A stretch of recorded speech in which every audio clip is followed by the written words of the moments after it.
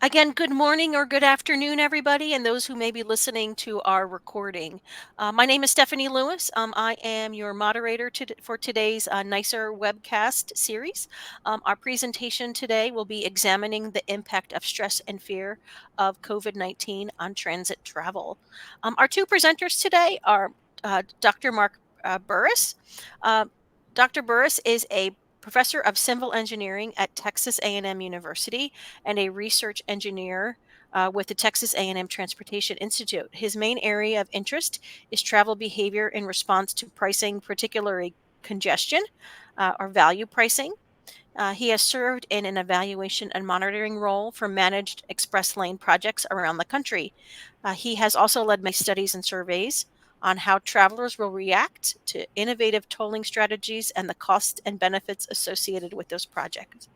He recently completed a 6-year term as the chair of the Transportation Research Board's Transportation Economics Committee. Our second presenter today will be Dr. Alberto Figueroa Medina. He is the current director of the Civil Infrastructure Research Center at and the uh, and the associate and excuse me the UPRM associate director for the National Institute for Congestion Reduction. Dr. Figueroa's research interests include geometric design, road safety modeling, and the analysis of road user behavior and performance using driving simulations and virtual reality simulation tools, and the evaluation of the performance of transportation systems. So, with that, it is my pleasure to hand it over to Dr. Burris. Dr. Burris, Okay, thank you, take it Stephanie. away. You're welcome. You can hear me fine? I can hear you perfectly. Great. Let's jump right to the next slide. Or I have control, don't I? Never mind. So, thank you all for attending today, and a big thank you to NICR for supporting and funding this research. Appreciate that a great deal. This research was not just Alberto and I, as you can see on the screen. It took a team of people and not just civil engineers. We needed an interdisciplinary group of folks. And I think we need that as we get better and better at predicting travel behavior and trying to model travel behavior. We rely on folks outside of civil engineering more and more. And I think that's a good thing. And we certainly did need their help in this project. So thanks to everyone involved. So when we first wrote this scope of work, COVID-19 was greatly impacting daily life. We had things like stay-at-home orders, remote education, telework, face coverings, quarantines. So our first thought was, okay, how will travel change in this new normal?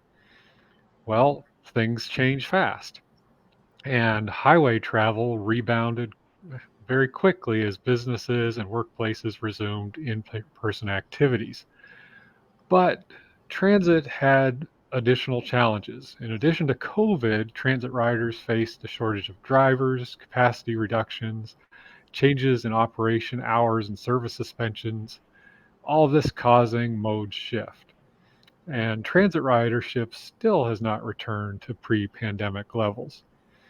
So this caused us to alter our objectives for this project. And our, our objectives shifted to a focus on transit. And we wanted to understand if and how stress and fear of COVID-19 plays a role in travel behavior, especially transit use, determine if COVID-19 continues to be a primary factor for some travelers to avoid transit, and measure the stress levels and perception of people when they're using transit based on COVID-19 exposure factors. So, bottom line is COVID-19 still an important reason for the decreased use in transit. So, to get at that and the answer to that question, we had several different methods. And I'll briefly go through these methods as it really gives you an outline for the rest of this presentation, as each of these methods will cover in more depth as we go through this presentation in this order. So first, we look at big picture statistics for overall travel, and we focused on the United States. Second, we talked to several groups of experts who really knew their field of transportation and got their insight on what they saw has already happened and what would happen in the future due due to COVID-19. With all that as a background, we figured out, okay, here's what we really need to focus on. And in this case, it's focusing on transit. And to get at those answers, we're going to have to ask people, we're going to have to survey people, but not just a typical transit survey and ridership survey. We wanted to really get at how stress and fear were impacting people's travel decisions. So that PSS stands for Perceived Stress Scale, and the FCV is a scale of fear of COVID.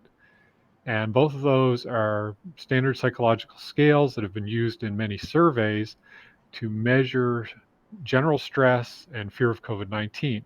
So we wanted to get at those two areas in addition to people's use of transit. So that was our big survey.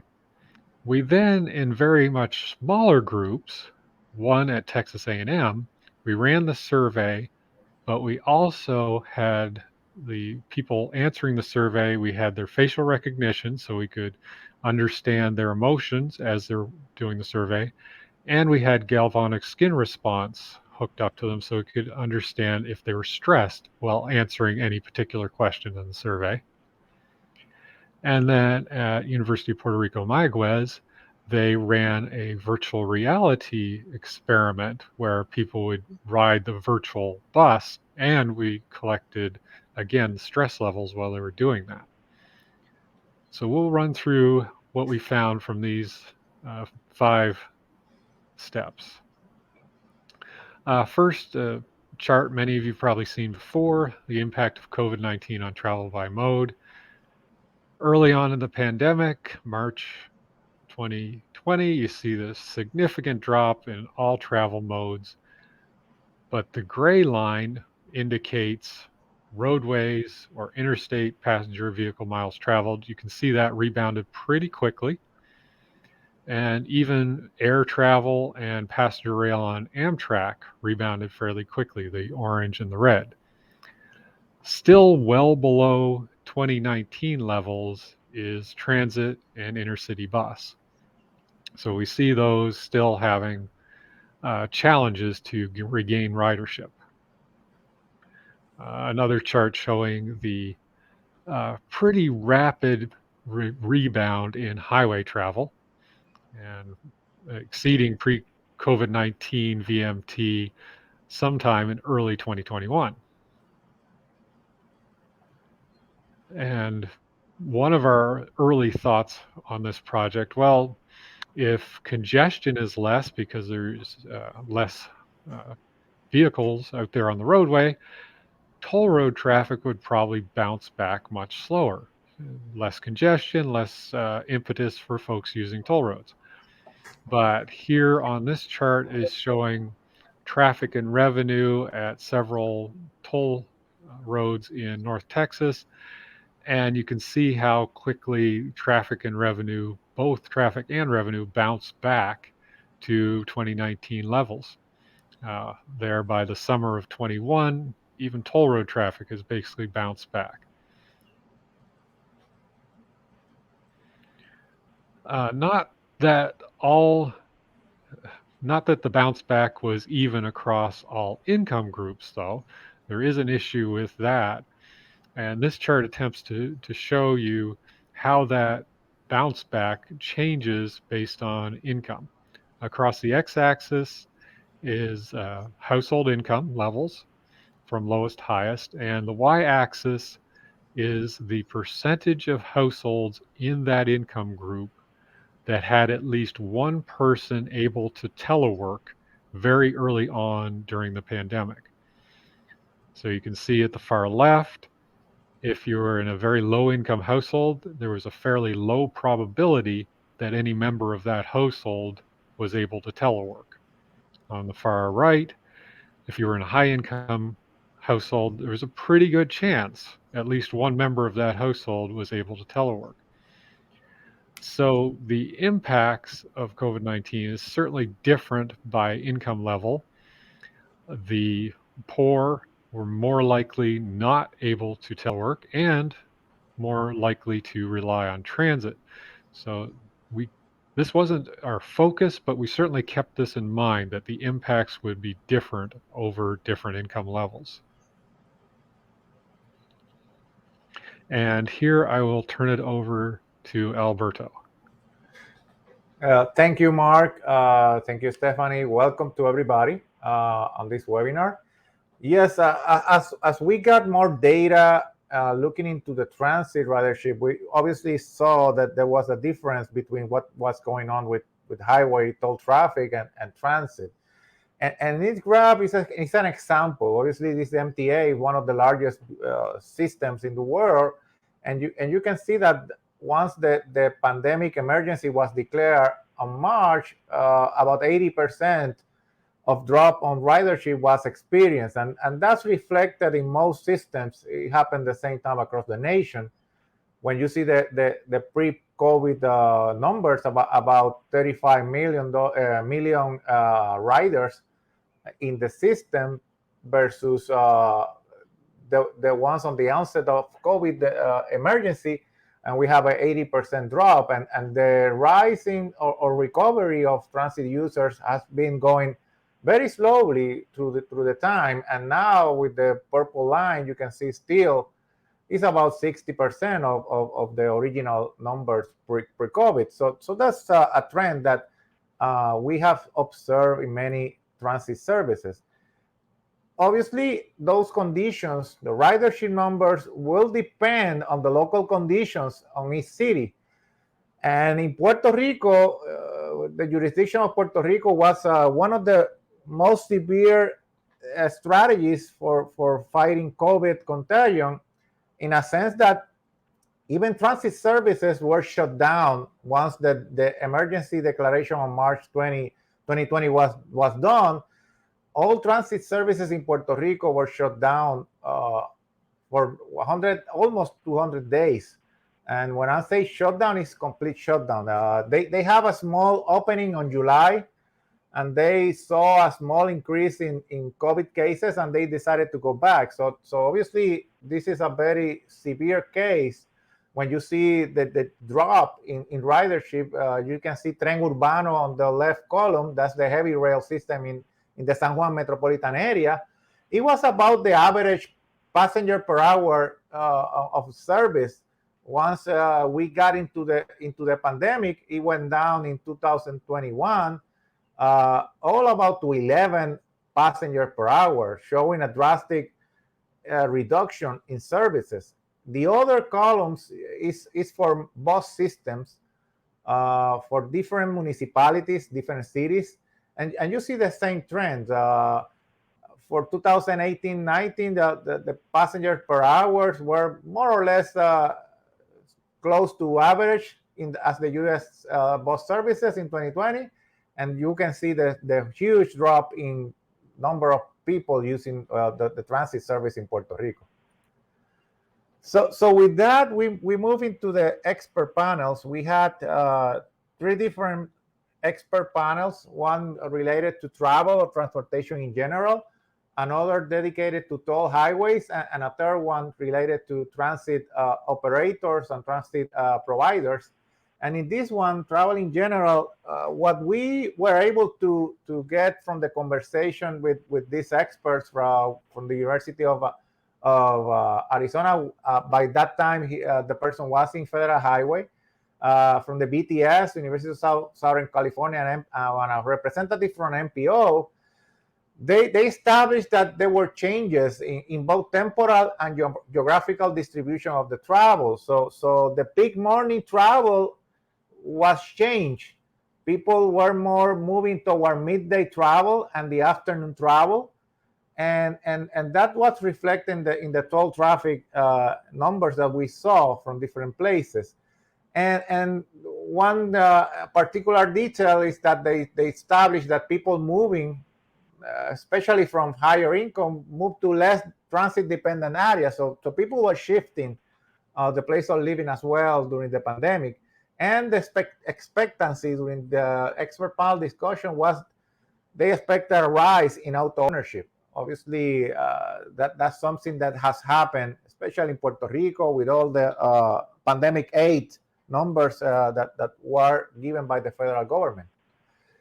In terms of toll facilities, already Mark mentioned that the rebound was quicker for highway travel, but those facilities with express or managed lanes didn't rebound so quickly. By the time we made the expert panels by May 2021, managed lane traffic was still not recovered at pre-COVID levels. And like I said, the morning peak was shifted toward the middle of the day, and the afternoon peak returned, and it was more dispersed. So the peak period for the afternoon hours was longer in some locations. And obviously, we are the expert panel was attaching those behaviors to the difference in working arrangement, telework, flexible hours, and so on. For the case of transit, we have a different group of people, one from the Federal Transit Administration, one from Capital Metro, one from Puerto Rico Tren Urbano, the heavy rail system, and a Texas A&M Transit, which is a university, obviously, service. For the Texas A&M Transit representative, obviously, as classes were shut down and moved to online classes, well, university campuses were almost empty.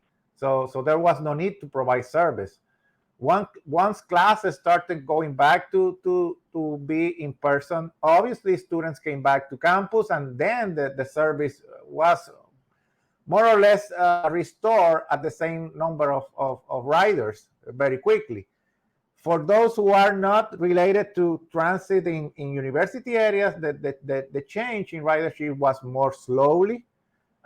They obviously focus on the sanitation and cleaning activities they have to perform, working with the air conditioning, cleaning with alcohol the surface of the buses, applying capacity reductions. In Puerto Rico, some of the locations establish a 50% of capacity or 2 seats empty for each one. So if you are talking about a 20 passenger bus, you are just moving about 5 to 6 persons. So that obviously have a challenge in terms of capacity, and how are you going to manage if you are going to a bus stop with people and you already have filled that capacity. So people were getting stranded once services were started back again.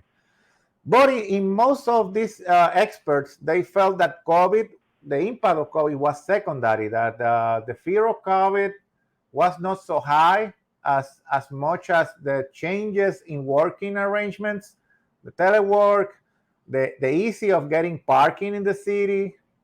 Those were more important for them that just the mere fear of COVID. So with that in hand, with all that information from the data and from the expert panels, we developed the traveler surveys, and we wanted to know the perception and the stated use of transit before, during, and the future use of transit once the pandemic is over. And we included 2 psychometric instruments, the PSS and the fear of COVID, that were already established and developed and accepted for this type of studies.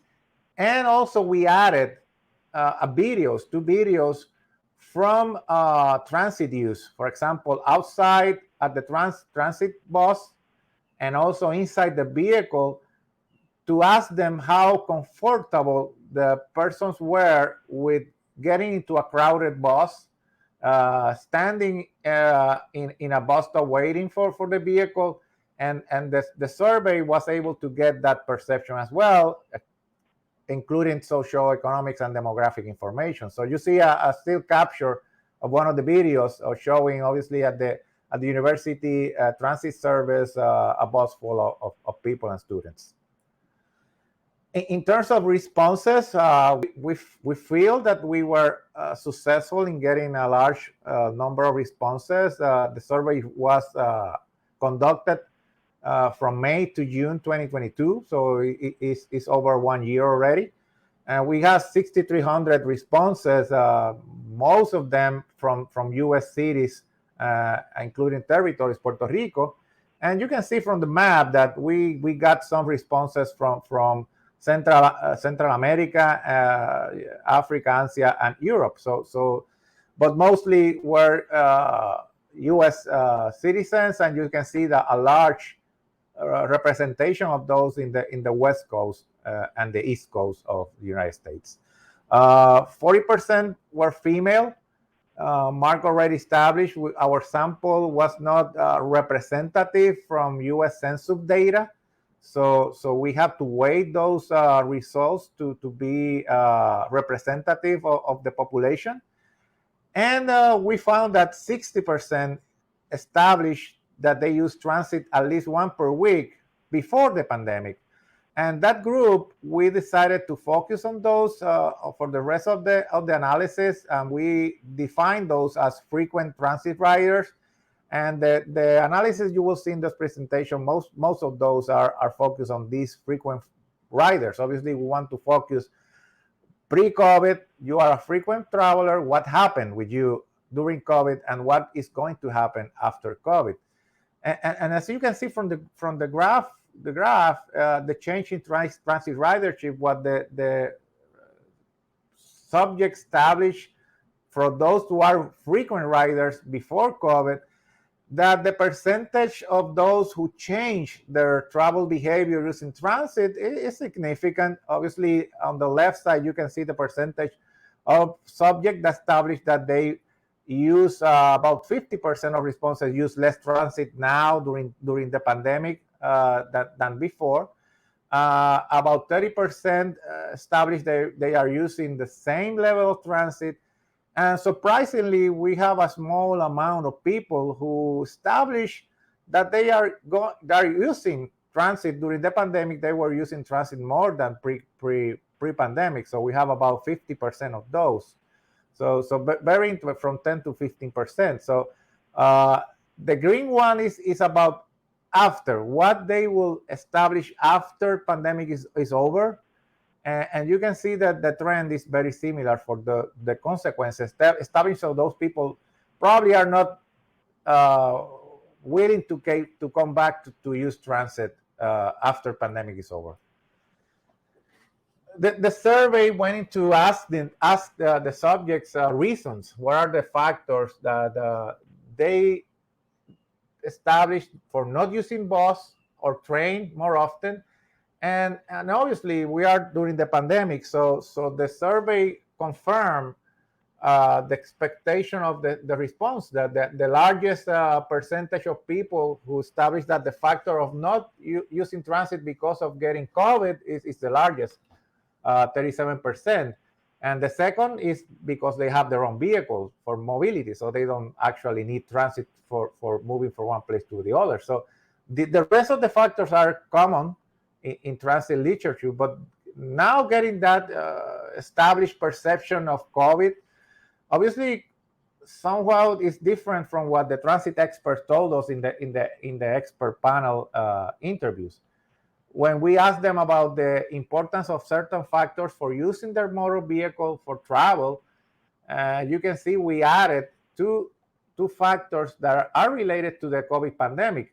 One is the cleanliness of vehicles. That can be asked again outside of the COVID situation, but obviously here has a major impact. And we had an answer, an option specifically says lower chances of catching COVID. So you can see with the blue and the purple columns, very important, extremely important. Half of the people a little bit higher than 50% are establishing that the chance of getting COVID is a factor for them decided to use their vehicle for travel. So the fear of COVID might not be very explicit. Maybe people don't want to say it out loud, but there are some factors that are establishing that there are some fear of getting the disease because of using transit. When we ask them about the perception about transit use in the future, what is the likelihood of them returning to transit, we added two options. One saying that the most of the population was vaccinated, and again, cleanliness and social distance, that those strategies were maintained after COVID. And those two basically were the highest percentage of somewhat likely and extremely likely. We are talking about 65% of respondents established that they will be able to return to transit if those strategies were in effect. And you can see on the green columns, the factors obviously related to quality of service are also important as well. So outside of COVID, those factors are still important. So people are willing to go back to transit if the chance of getting the disease is lower, and obviously if you give me and you provide me with a good service. So those two go in hand.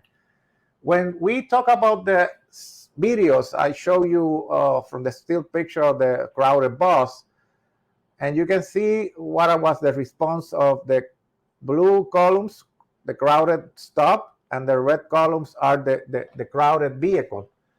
And you can see that we have about 40% established to being uncomfortable being at the bus stop or watching the bus stop crowded with people. And about 50% talk about feeling uncomfortable watching the bus feel crowded with people. So again, those are factors that indirectly are related to COVID exposure levels. So obviously, the risk of getting COVID was present in those subjects in the sample.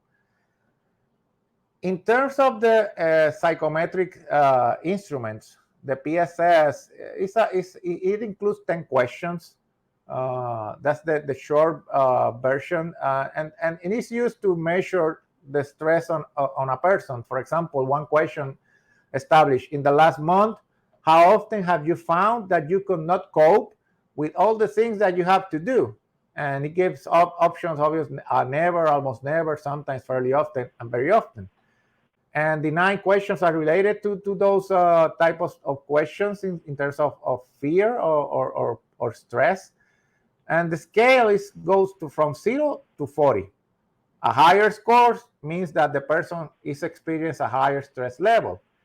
From what we got from the responses in the survey is that people who had a higher score in the PSS were more likely to establish or stated to have decreased their transit use. So there was a correlation between the perceived stress and their stated use of transit during the pandemic.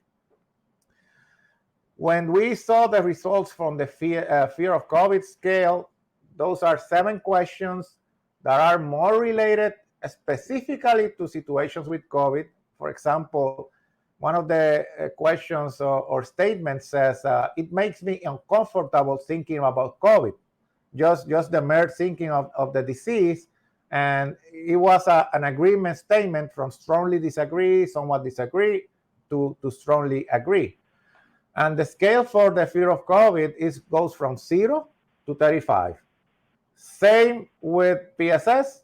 As you get a higher score from the questions or the responses, you show you have a higher fear of getting COVID. And again, there was some correlation that those that answered the fear of COVID score questionnaire, those with higher scores in the FCB were more likely to have stated that they decreased transit use during the pandemic. So the 2 psychometric instruments were effective in getting that perception about COVID. Once we took the responses, we developed a random forest model for the factors that stated reduced transit use during the pandemic. So we took those responses that from frequent travelers, transit travelers that say that they reduce their transit use. We went into those responses and apply a random forest model. And you can see on the right side, it's a very complex, graph. So I will try my best to explain it in a short amount of time. But you see a list of different factors that are significant in that response of reduced transit use. So if you go from the top to the bottom, that is the importance of that factor. So the annual income of the subject was the most important one in determining the response of reduced transit use. And then you can see the first 5, annual income, if the person established to have fear of COVID in the survey, that's the second one. The number of people in the household. If a factor of not using transit is the long time waiting for the bus, if that is a factor, those who answered that significantly. And the number 5 was the days that the person worked from home pre-COVID, or in other words, how many of those people already were working at home before the pandemic. So the importance of the features are in order from top to bottom. And now you can see the points. You see two colors. You see dots, yellow and green dots. That's the scale of the variable. The green dots represents a variable that is a very low value. For example, if this is a binary variable, 0, 1, green dots will be zero responses, and the yellow dots will be a 1 response. And you can see the scale, the horizontal scale, you have a plus and minus. You have the 0 in the middle, and then you have positive numbers on the right, and you have negative numbers on the left.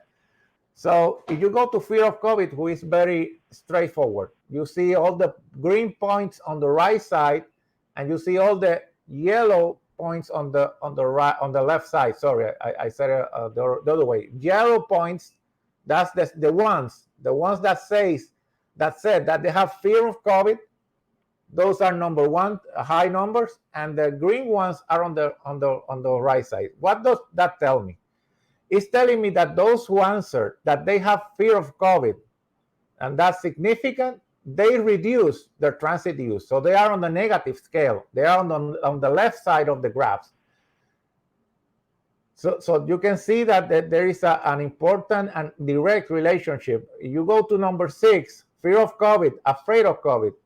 Those who answer yellow dots are on the left side, and the random forest models establish directly that those people that establish to have a high score, they are reducing their transit use.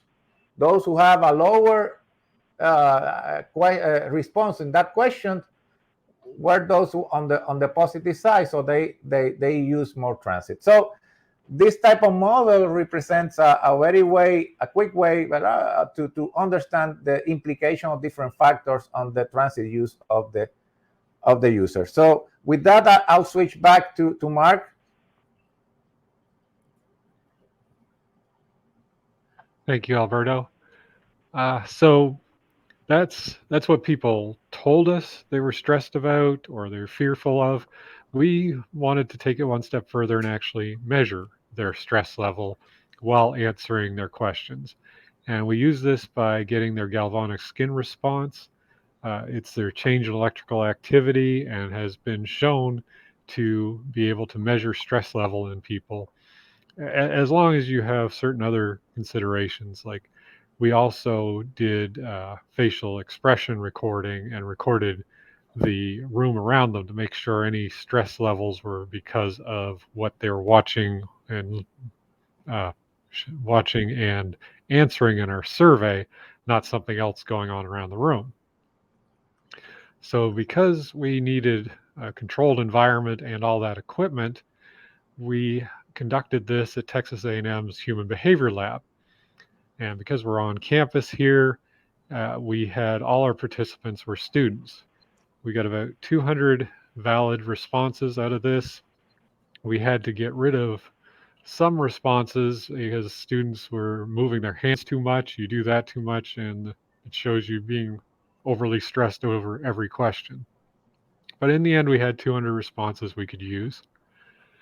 And the way the survey analysis was set up, each and every question in the survey, we would have a binary variable associated with that question.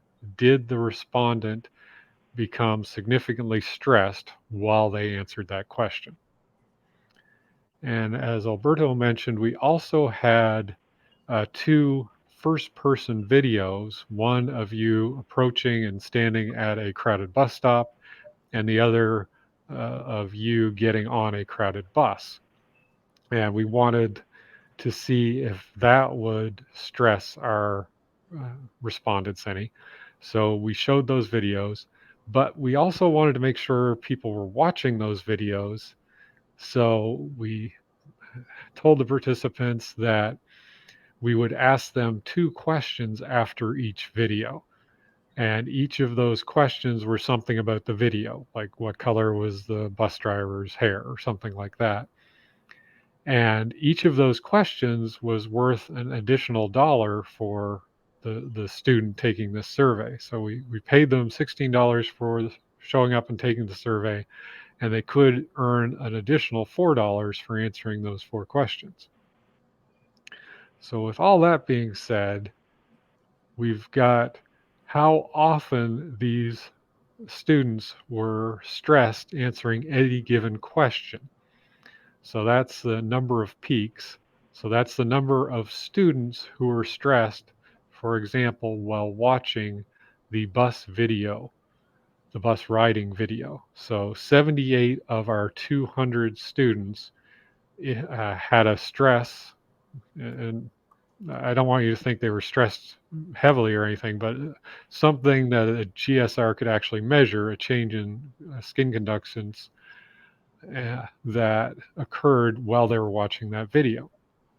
And our first 2 most stressful questions for the students were the first person video of them approaching the bus stop and the first person video of them getting on the bus and riding the bus.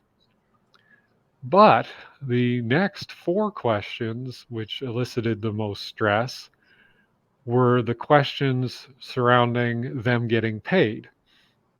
So answering the questions about what color was the bus driver's hair, or questions like that. So what we learned from this is students are stressed out over money. We probably shouldn't have associated money with each of these videos, because it clearly stressed out the students. They wanted to answer these questions.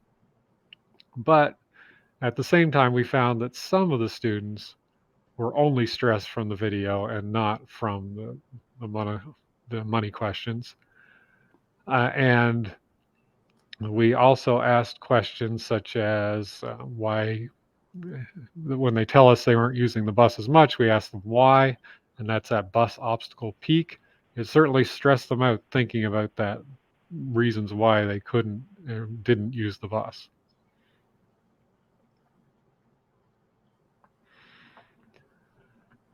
So as I mentioned here, it's those videos were the highest stress level, but we think a lot of it had to do with the questions that they needed to answer and the ability to earn $1. But respondents who had a GSR peak while answering the bus obstacle question, like why you were using the bus less, were 17% less likely to increase their future ridership. So we did get some stress around COVID questions and questions about bus ridership. We wanted to take this one step further and run some subjects through a virtual reality, where we built in a virtual bus ride on a Texas A&M system. So they walk up to a crowded bus stop and get on a bus.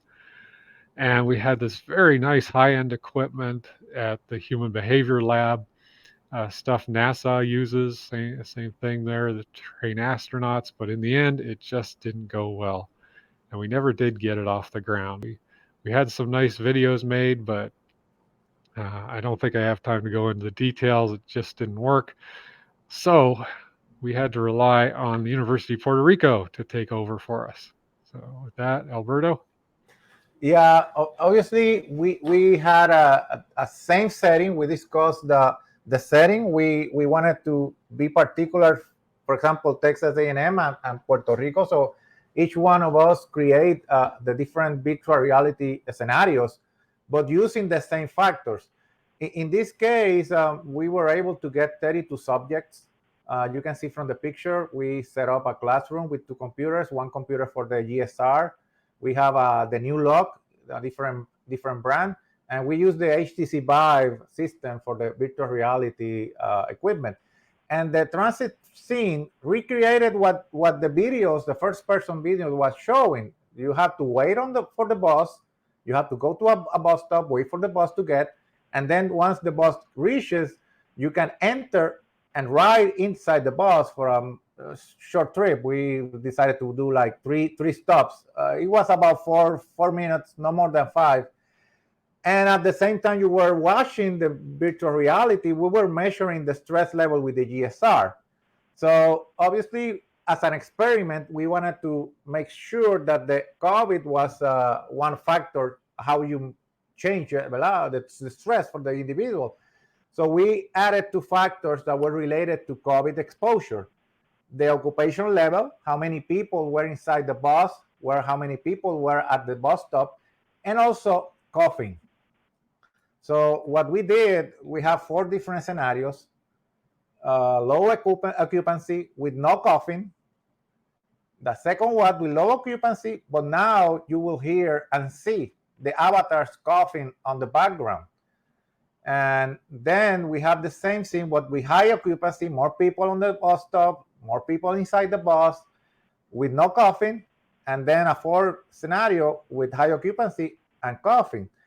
And now I will show you a video, a short video. It's basically clips of the video put together. Like I said, it's just for you to see and hear. The person is sitting down with the joystick and is moving toward the bus. So you will see how the scenarios play out on the virtual reality experiment. The instructions were given in Spanish here in Puerto Rico, obviously. So we have a window telling them what they have to do. So go ahead, Stephanie.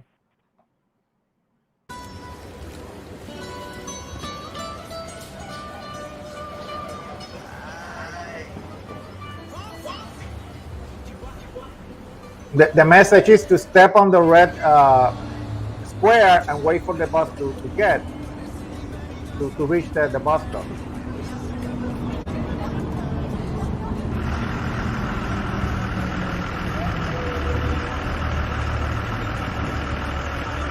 Once inside the bus, they will have to select one of the 3 seats.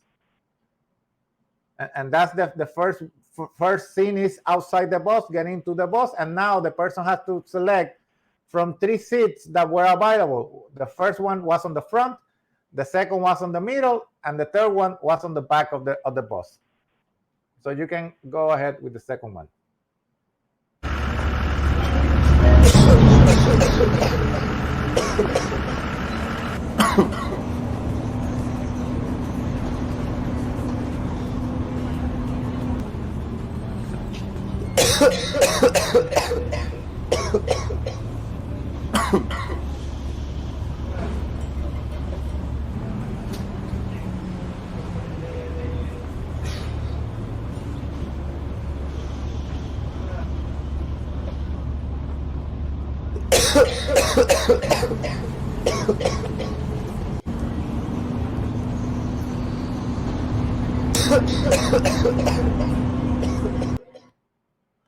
Okay, so like you see, it's a short trip on a bus, waiting for the bus at the bus stop, getting inside.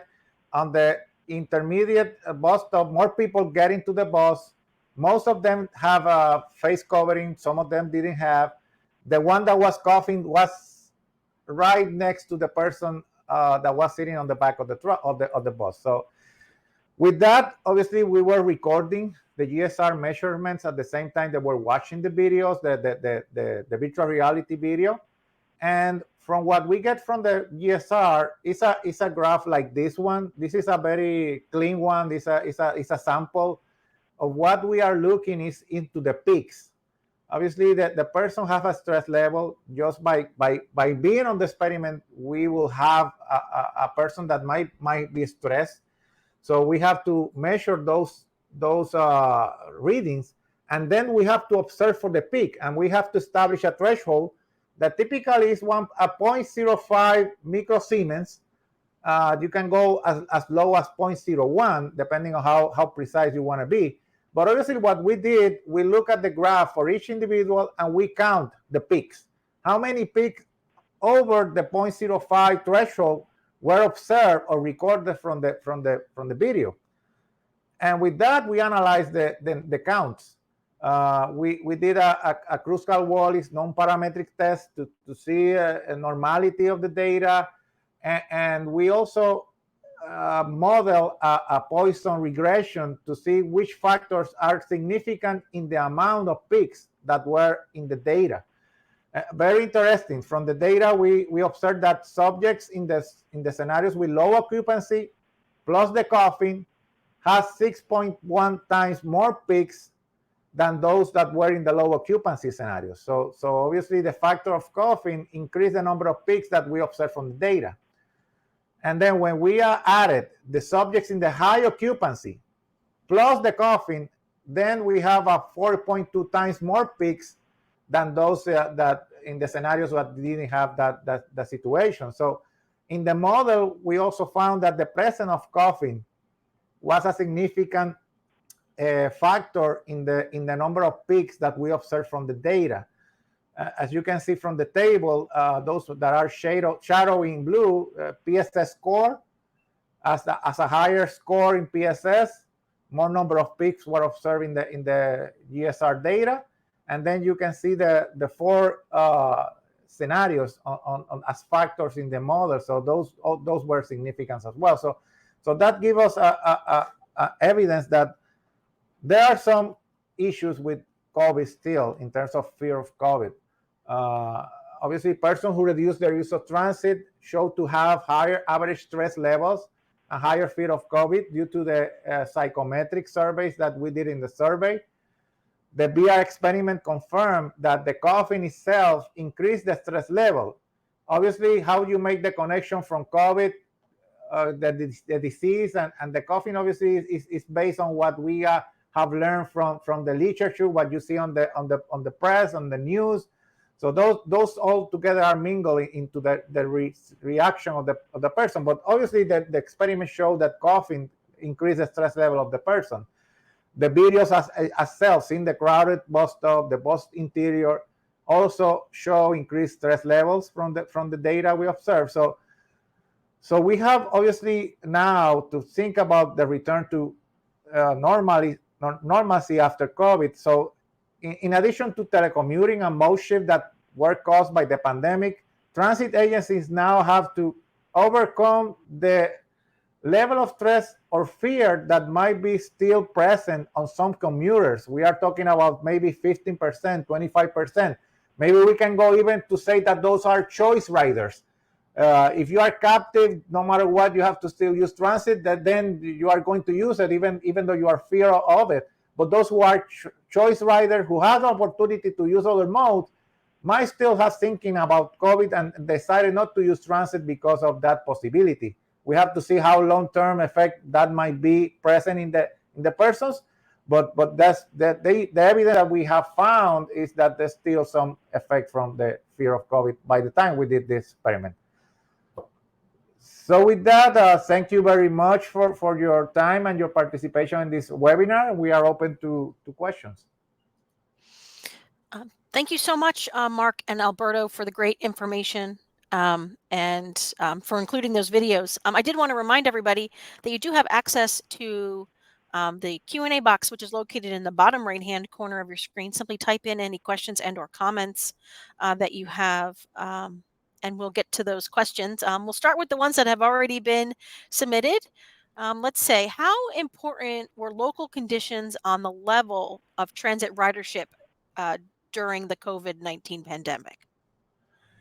Yes, Stephanie. Obviously, the conditions, the restrictions, the measures that each jurisdiction took for dealing with the COVID pandemic will obviously affect how people perceive the disease and the chance of getting the COVID. In Puerto Rico, like I said, they were very extreme in the measures, quarantine, the close down of transit.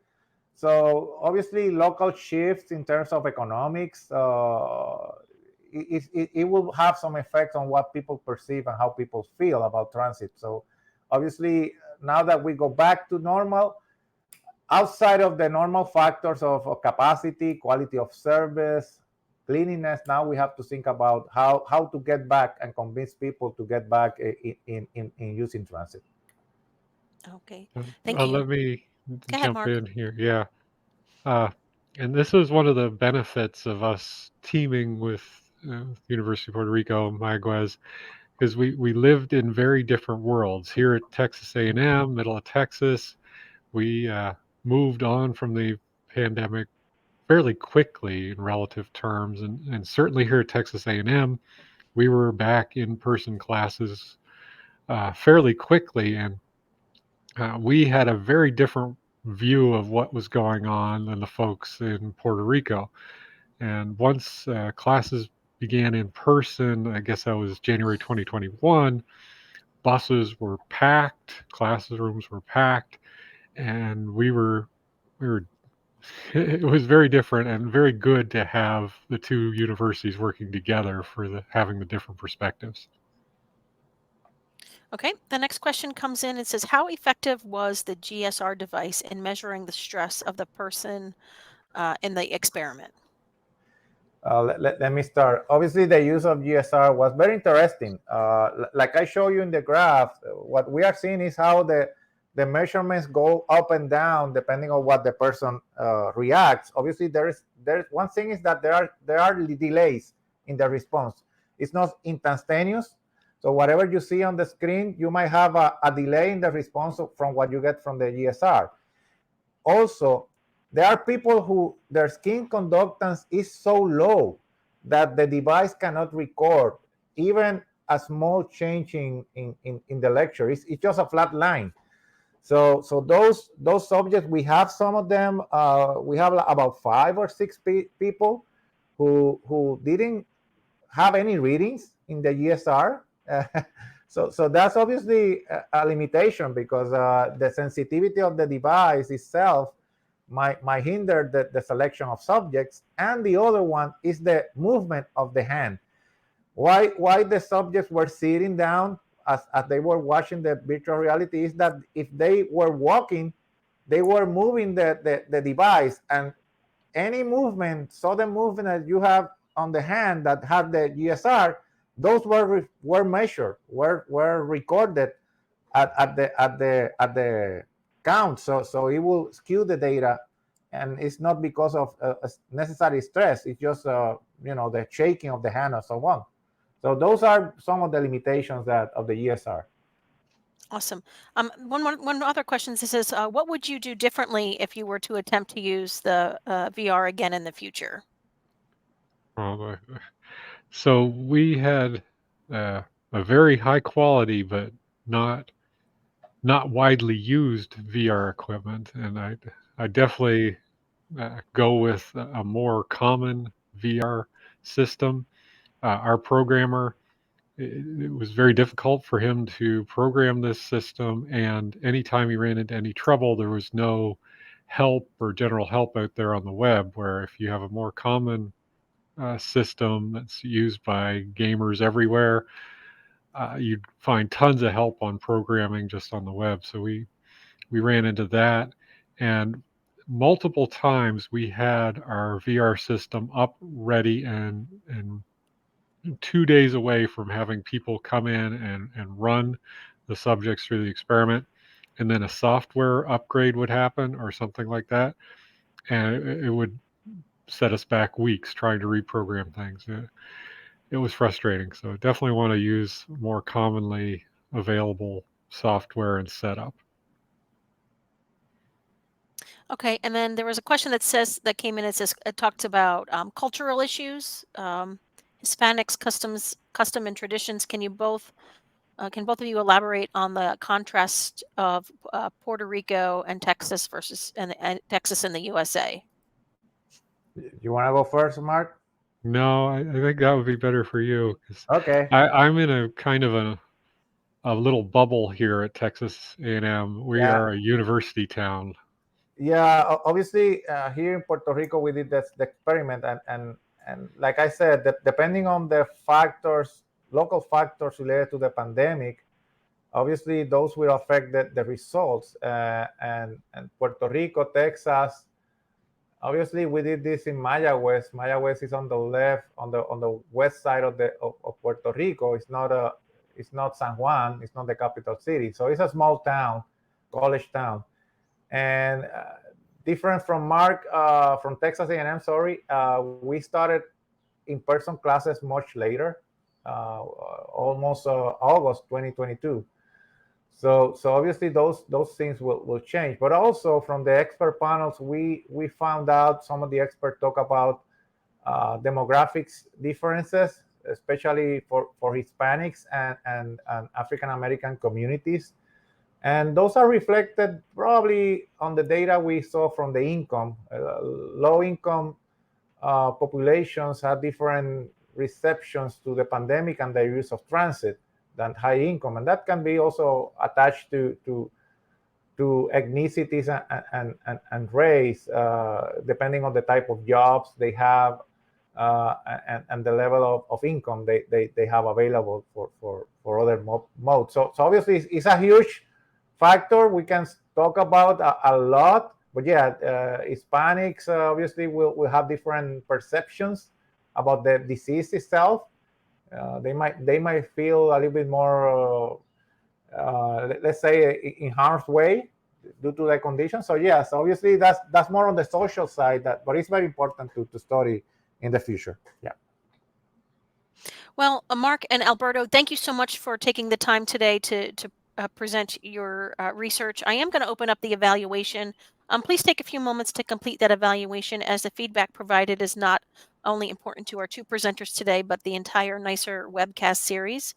Um, I would recommend that you sign up for our newsletter, our NICR newsletter, to stay connected with us, to ensure that you don't miss any of our upcoming webcasts. So again, on behalf of the the National Institute for Congestion Reduction, thank you so much, everybody, and we'll see you all